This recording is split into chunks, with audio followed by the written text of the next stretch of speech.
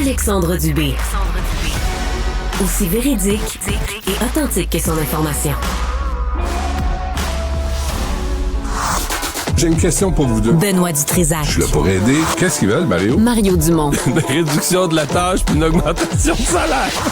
Ben, c'est cave. C'est des crapules. C'est cave dire ça. Ils ont tellement tout. Non, ils ont déjà eu plus. La rencontre Dutrisac-Dumont. Fais un petit effort.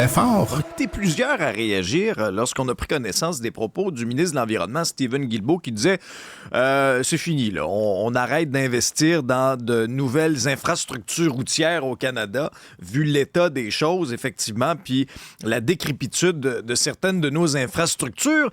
Benoît, Mario, bonjour à vous deux.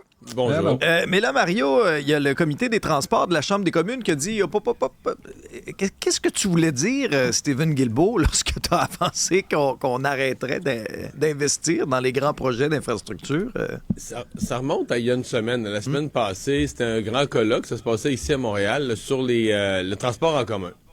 Puis évidemment, tu es dans une activité sur le transport en commun, tu veux avoir l'air plus vert que vert. Et le ministre Guilbeault, qui confirme quelque chose qui était déjà un peu là dans les politiques du gouvernement, mais que le gouvernement du Canada n'investira plus un sou pour améliorer le réseau routier. Donc, il n'a pas dit là, entretenir le réseau existant, il a dit le réseau tel qu'il est. Là, les routes, les autoroutes, les ponts, les tunnels, ce qu'on a, c'est assez. Là. Ça répond à nos besoins.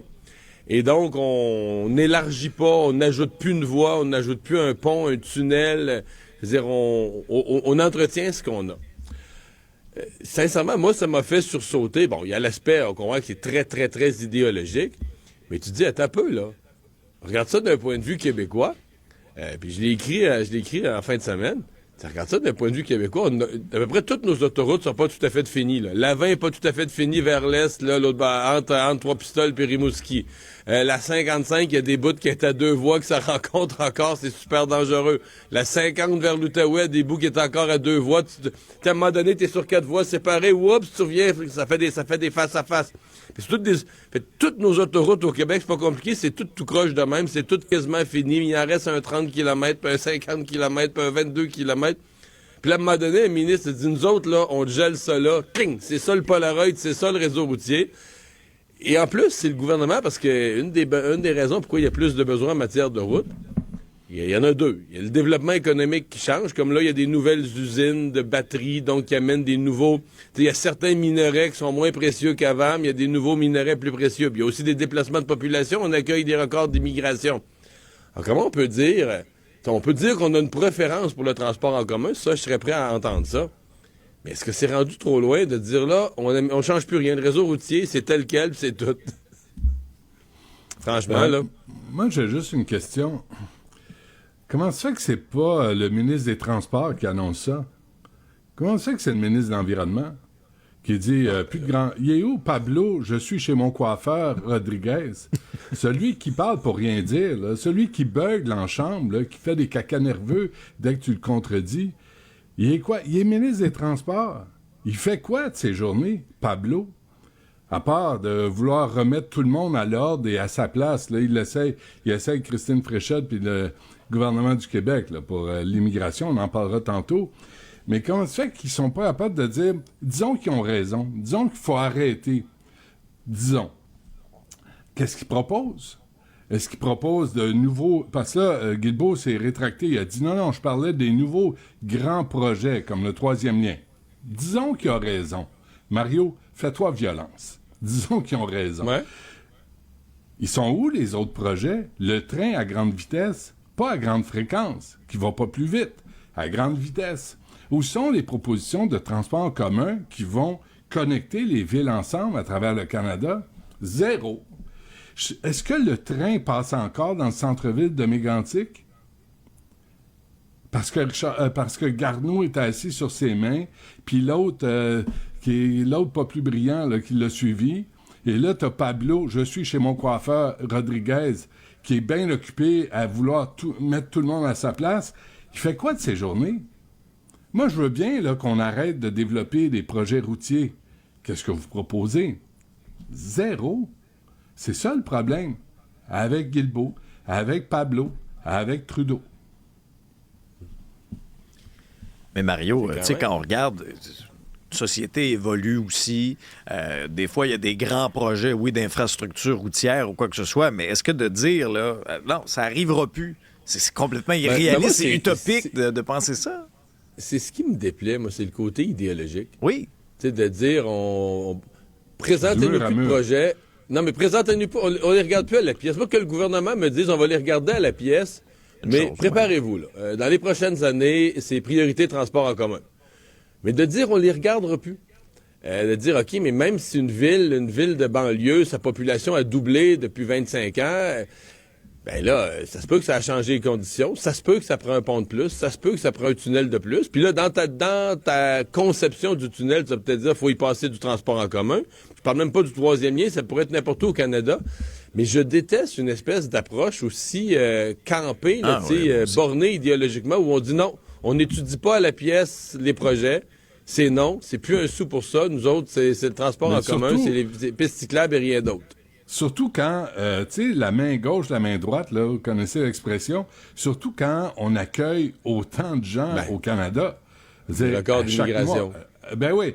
Fait que là, les autres, ils décident d'ouvrir les frontières, puis venez-vous-en, mais pour circuler à travers le pays, ils disent, on va regarder nos vieilles infrastructures, on va les réparer un peu, mais pas plus. Il n'y a aucune cohérence. Faudrait qu'ils passent moins de temps chez leur coiffeur et moins de temps devant leur appareil pour faire des selfies. T'es juste jaloux des cheveux de Pablo Rodriguez. C'est juste que je trouve que c'est à la limite insultant de gérer un pays comme le nôtre, de demander aux citoyens de payer sans arrêt et d'offrir si peu de services en retour et de nous faire la leçon, parce que c'est des baveux. À Ottawa, c'est une gang de baveux. Puis ils sont là, puis Pablo qui dit on va négocier à la table pour l'immigration. Christine Fréchette dit, hey, il n'y en a pas de table. Parlons-en de ça. Parlons-en, Mario, de ça. Sortie musclée un peu plus tôt cette semaine là, de 4 ministres de la CAQ qui réclament 1 milliard pour le fédéral en disant que la pression est devenue insoutenable. On est au point de rupture. Et là, Pablo Rodriguez dit arrêtez de négocier sa place publique via les médias. Asseyez-vous à la table avec nous. Qu'est-ce que tu as pensé de cette déclaration-là? Ben, je pense que Benoît l'a commenté tantôt. C'est un peu le côté de remettre le gouvernement du Québec à sa place. Mais la réponse du gouvernement du Québec est très drôle. C'est de dire, la table... Il n'y a pas de table. Il n'y a pas de table. Il n'y a pas de table. Il n'y a pas de lieu de discussion. Et d'ailleurs, c'est un commentaire intéressant. Si on veut être plus philosophique, le fédéralisme canadien et son fonctionnement, là, c'est quand même bizarre là, que dans une fédération, il n'y a pas... Puis ça avait commencé sous Stephen Harper, puis même avant, puis là, c'est pire que jamais sur Justin Trudeau, mais ça fait... Il n'y a plus de réunion des premiers ministres. Tu sais, il y a une époque là, où on essayait annuellement, puis toi et moi, c'est logique. T'as une fédération, puis tu t'en fais soi-disant une fierté, là, que t'as une belle fédération. T'as un premier ministre à Ottawa, puis t'as 10 premiers ministres des provinces. C'est-tu ridicule qu'une fois par année, au moins, une fois par année, ils se réunissent, puis ils fassent le tour des grands problèmes, là. Qu'est-ce qu'on vit en commun? Mais ça se fait plus.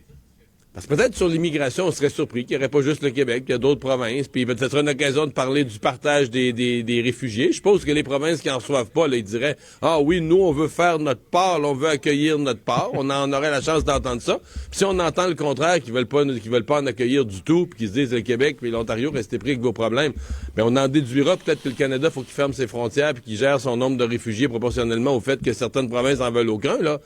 Mais on fait plus ça. Il n'y a plus de réunion. C'est François Legault qui quémande. J'aimerais ça rencontrer Justin Trudeau, mais comment ça se fait que dans une fédération digne de ce nom, il n'y a pas de réunion statutaire des premiers ministres, pas de n'importe qui, là, des premiers ministres, qu'il n'y a pas une conférence annuelle des premiers ministres pour aborder les sujets du pays. Donc, venez en discuter à la table, mais il n'y a pas de table. Mais comment expliquez-moi ça, là. Aux dernières nouvelles, c'est Marc Miller, le ministre de l'Immigration. Je pense que oui. Je me trompe-tu, là? Ah non, t'as encore lui. Fait que Stephen Guilbeault répond à la place du ministre des Transports sur les grands projets routiers. Le ministre des Transports répond à la place de Marc Miller, qui est censé être le ministre de l'Immigration. On voit bien, là, qu'il n'y a personne au contrôle de l'avion puis qui est en train de plonger. Toujours aucune réaction de Marc Miller sur les demandes du Québec. Là, je suis sur son fil X, là, toujours rien. Il fait quoi, lui aussi, là, Marc Miller? Là, le Québec sort, il y a 4 ministres qui sortent, puis il dit, là, c'est sérieux, vous nous devez 1 milliard. On a des problèmes de logement, en éducation, on l'a répété, on l'a dit, là, c'est correct. Silence de Marc Miller, parce que quoi, il comprend pas les enjeux? parce qu'il n'y a rien à offrir, il n'y a rien à dire, parce qu'il préfère se cacher parce que c'est un peu heureux. Ah, mais il est obsédé par son... Comme Trudeau, ses deux amis, ils viennent de la même place. C'est deux qui sont obsédés par leur idéologie là, du multiculturalisme, peu importe là, le nombre ou quoi que ce soit. Mais Mark Miller, je pense l'organiser. il est mêlé politiquement, c'est-à-dire qu'il est mêlé, il est un peu coincé, là, parce qu'il a avoué là, que là, l'immigration pour le logement, il a avoué quand même beaucoup de choses. Il a avoué qu'ils ont perdu pas mal le contrôle sur les frontières. Oui, mais c'est eux qui sont responsables. Ben oui. Ouais, mais là, c'est comme t'avoues le problème, mais tu l'as causé. Fait que tu veux pas avouer que tu l'as causé. Tu veux avouer le problème, mais sans avouer que tu l'as causé. Puis si tu le règles, tu veux pas marcher sur la peinture de ton idéologie, comme tu dis, Alexandre. Fait que là, t'es comme, tu marches sur un fil de fer, tu sais plus quoi faire, là. Tu bouges plus, là, tu sais plus quoi faire. Je le sens comme ça, Mark Miller, il voit le problème, mais il peut pas le nommer parce qu'il veut pas, comme, blâmer son propre gouvernement. Mais tout le monde répond à la place de tout le monde, là, au gouvernement Trudeau. Je pense qu'ils sont un peu mélangés, ils sont un peu mêlés. Là, il faudrait comme avoir une petite réunion puis dire, là, Steven, toi, t'es l'environnement. Puis toi, Pablo, t'es les transports et la coiffure. Et Mark Miller, il m'haït tellement, là. Et c'est du quoi? C'est absolument réciproque. Moi, depuis que j'ai entendu beugler à la Chambre des communes, là, depuis que j'ai entendu gueuler, ça, moi, je me dis, c'est pas vrai, là. C'est pas vrai qu'on va avoir ça, des espèces de matamars qui gueulent après l'opposition. Alors, Jacques Gourde, il gueule aussi en chambre. Tu n'as pas aimé Jacques Gourde non plus? Jacques Gourde, c'est une farce, Jacques Gourde. Tu sais que la première fois que mon chien a entendu Jacques Gourde poser une question à la Chambre des communes, il s'est mis à japper, là, puis ça a été, là, il a déclenché quelque chose chez moi. Qu'est-ce que ça veut dire? Qu'est-ce que ça veut dire, ça? Je sais pas, non, mais il y a eu une réaction très, très forte de la part du chien familial. Peut-être, Alexandre, peut-être que ton chien jappe sur le fond, là, parce qu'il dénonce toujours des scandales. Des scandales! Peut-être que ton chien, c'est pas le ton de Jacques Gourde, que ton chien est outré par le scandale. Oui. Peut-être que Poncho est peut-être très, très politisé. Les gars, parlant de déclarations qui ont fait réagir, il y a Pierre Poilievre qui s'oppose à l'inclusion des femmes transgenres dans les espaces réservés pour les femmes, dans les compétitions sportives féminines. Justin Trudeau, Benoît, qui a déchiré sa chemise. Ah ouais. Mais c'est parce que ça devient... Tu sais, pas d'homme biologique dans les espaces pour femmes, ça devient un discours haineux. Et ça, c'est dangereux. Ça, excusez-moi, là, mais Justin et la liberté d'expression, c'est comme deux. Si tu penses pas comme lui, si tu parles pas comme lui, t'as pas le droit de parole. C'est grave, ça. Et je pense que Justin, il prend toujours la défense, puis les transgenres, puis, tu sais, c'est complexe comme question, puis il y a les mineurs, il y a les adultes. Tu sais, je pense qu'il faut séparer tout ça, compartimenter tout ça pour comprendre ce qui se passe et avoir de l'empathie pour les gens qui se sentent pas dans le bon corps. Dysphorie de genre, c'est correct, j'en conviens. Sauf que faut pas que ça se fasse au détriment de la sécurité des femmes dans les sports de contact, dans les sports violents. Tu peux pas avoir des hommes qui jouent contre des femmes. C'est insensé. Il y en a une qui va se faire tuer. Il y a une boxeuse féminine qui a dit, moi, elle s'est battue contre une femme trans, un homme trans, what the fuck ever. Puis elle a dit, j'ai jamais été frappé solide comme ça, là. Elle en a eu pour des jours à s'en remettre. Donc, dès que t'es pas d'accord avec Trudeau, ça tombe dans le discours haineux. Ça devient au discours de Mme El-Gawabi.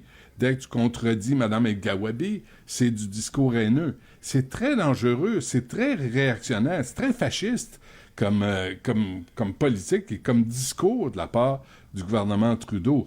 Alors là, il me semble que, tu sais, les parents ont un mot à dire quand c'est un mineur qui se pose des questions sur son identité sexuelle, qui peut être de passage ou qui peut être permanent, on ne sait pas.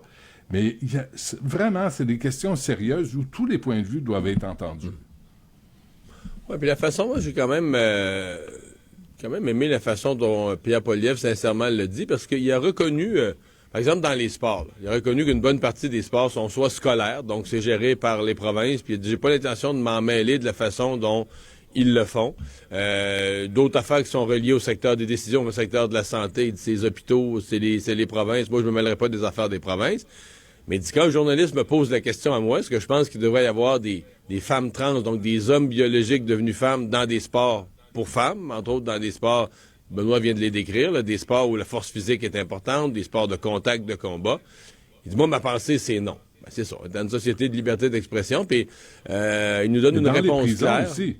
Dans les prisons. Dans les prisons aussi. Mais je pense que ça reflète la pensée quand même d'une forte majorité, là, très forte majorité de femmes, ce que j'entends autour de moi. Puis après ça, ben, c'est la pensée d'une majorité de femmes. Après ça, qui ose le dire, qui ose pas le dire. Parlait cette boxeuse du Saguenay là, qui a refusé un combat. Qui a été jugée un peu partout, puis on l'a fait passer pour une ci, pour une ça. Elle a mis sa sécurité en priorité. Il y en a beaucoup qui osent pas le dire. Là. Il y en a beaucoup qui osent pas parler. Il y en a beaucoup qui osent pas le dire. On l'a vu en haltérophilie. Là, je pense que c'est en Australie ou en Nouvelle-Zélande, en Océanie. Là, il y a une femme trans qui s'est mise à gagner des compétitions. Puis les journalistes disaient, personne nous donne des entrevues. On sent bien qu'il y a une frustration, puis on sent bien que les autres femmes sont comme ça. Mais personne n'osait donner une entrevue pour dénoncer la situation. Elle veut pas manger de volée. Fait qu'elle dit pas un mot, tu sais. C'est ça. Non, puis elle veut pas être accusée par les mouvements woke, puis par les médias woke. Mario, tout le monde aime mieux prendre son trou puis rien dire, même s'ils sont frustrés, mais leur opinion est néanmoins leur opinion, là. La discussion est même pas ouverte parce que dès que tu te prononces, juste avoir des remises en question sur les transgenres et la dysphorie de genre, tu deviens un fasciste. Et là, tous les activistes, les militants montent aux barricades. Là, c'est épouvantable. Il n'y a même pas de dialogue possible. Non, mais Benoît, regarde juste la réponse du premier ministre. Laisser les politiciens d'extrême droite choisir de se battre contre des enfants trans. Honte à eux! Ouais. C'est le premier ministre qui a dit ça. Et là, on sort le mot extrême droite. C'est toujours pareil, que ce soit sur l'immigration, sur les transgenres, dès que tu te poses des questions, même si tu dis pas « je suis contre », puis c'est tout des pervers, puis t'es même pas là-dedans, là. Tu fais juste te poser des questions, tu deviens de l'extrême droite. Ça suffit. Et ça, les journalistes devraient dénoncer. Quand Trudeau utilise ces termes-là, il devrait être interpellé puis dire « attends une minute, Justin, extrême droite? D'abord, comprends-tu même le sens du mot? » Pas sûr. Mais Benoît, cette boxeuse du Saguenay à laquelle je viens de référer, là, l'automne passé, qui s'est retrouvée, elle était dans une compétition, là, puis elle a su, je pense, quelque chose comme 45 minutes, une demi-heure avant, tu vas boxer contre un homme biologique. Ta prochaine adversaire, elle a un nom féminin, puis c'est une femme, là, trans, mais c'était un homme, puis elle a refusé le combat, mais elle a passé, elle a pensé à sa sécurité, elle s'est dit non, moi je vais pas là. Mais elle est passée pour une personne d'extrême droite, là, c'est de ça dont on l'a accusée. Elle a pensé, c'est une femme qui fait un sport, qui pense à sa sécurité, et quelqu'un met sur son chemin une situation qu'elle a pas demandé, puis elle se fait accuser d'extrême droite, là. Tu sais, on est rendu là. Mais il faut réagir à ça. C'est comme les accusations de racisme, de xénophobie, le Québec, on y passe, là. L'extrême droite, faut réagir à ça. Il faut intercepter ce mot-là puis dire, attends une minute, là. L'extrême droite, là, c'est de tuer ses opposants politiques. L'extrême droite, c'est les fascistes, c'est les nazis qui ont exterminé des gens parce qu'ils n'étaient pas d'accord avec eux. Là, on va se calmer. Puis, à un moment donné, je me souviens qu'on parlait de l'ADQ, de la CAQ comme extrême droite. Je me souviens d'avoir arrêté des gens en entrevue, disaient « Wow, minute, là, on parle pas d'extrême droite. » Parce que là, il faut savoir c'est quoi l'extrême droite. Puis quand on va être rendu là, on aura des questions à se poser si on a le luxe de le faire avant d'être exterminé. Là, les mots ont des sens. Ah oui, c'est une méconnaissance des termes de l'histoire. Benoît, vin rouge et maux de tête. Veux-tu nous raconter ta soirée d'hier? Non, c'est pas ça. C'est Mme Dutrisac qui a arrêté de boire à cause des maux de tête. Puis je me suis dit, ça pourrait intéresser Mario. Il y a eu une étude à l'université. Pourquoi Mario? Parce que j'ai pas mal à la tête, moi. Non, je le sais, mais c'est un phénomène. Là, il y a eu une étude à l'Université de la Californie à San Francisco, puis je vais juste vous ramener la conclusion. Il y a des gens qui ont des maux de tête à la suite, après avoir bu du vin rouge. Ça peut être du vin blanc, ça peut être de la bière, ça peut être de l'alcool. Oui, buvez de l'eau entre deux verres.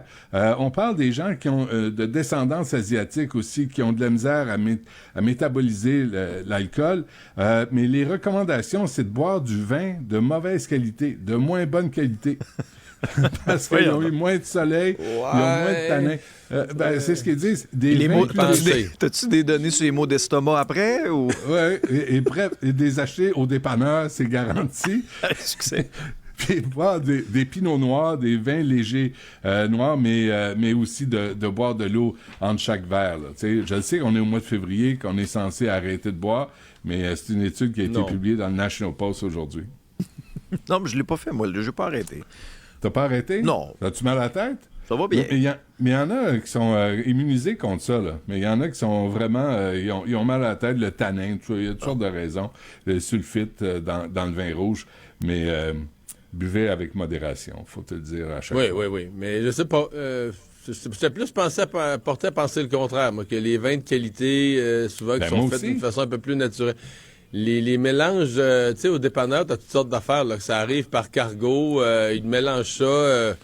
T'es pas toujours sûr que c'est la même recette exactement d'une année à l'autre. Là. Ça dépend comment est-ce que le cargo... Ça dépend comment est-ce qu'il y a eu de vagues sans mer quand le cargo s'en venait. Ça fait que...